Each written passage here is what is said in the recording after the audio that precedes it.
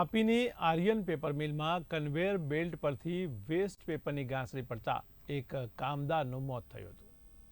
તો 60 વર્ષીય કામદાર રાજકુમાર બુડકી યાદવનું મોત થતાં કામદારોમાં શોકનું મોજું ફરી વળ્યું.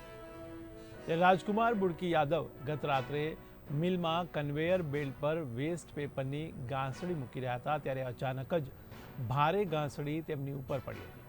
પરિણામે તેમના માથાના ભાગે ગંભીર ઈજાઓ પહોંચી. ત્યારે દુર્ઘટનાની જાણ થતાં જ મિલના સંચાલકો અને સહકર્મચારીઓ તાત્કાલિક તેમને નજીકની ખાનગી હોસ્પિટલમાં લઈ ગયા હતા. ત્યારે ડૉક્ટરો દ્વારા બચાવના પ્રયત્નો કરવામાં આવ્યા હતા, પરંતુ માથામાં ગંભીર ઈજા અને વધુ લોહી વહી જવાને કારણે તેમનું મોત નીપજ્યું હતું. ત્યારે ઘટનાની જાણ વાપી જીઆઈડીસી પોલીસ સ્ટેશન અને પરિવારજનોને આપવામાં આવી હતી. ત્યારે રાજકુમાર મધ્યપ્રદેશના મણિપુર ગામના નિવાસી હતા. કંપની મેનેજમેન્ટે મૃતકના પરિવારને 5 લાખ રૂપિયા મુઆવઝા આપવાનું આશ્વાસન આપ્યું છે. તેમજ ઈએસઆઈ હેઠળ તમામ લાભો પણ આપવામાં આવશે. આ ઉપરાંત મૃતદેહને પૈતૃક ગામ સુધી મોકલવા કંપનીએ 25,000 રૂપિયા પણ આપ્યા છે.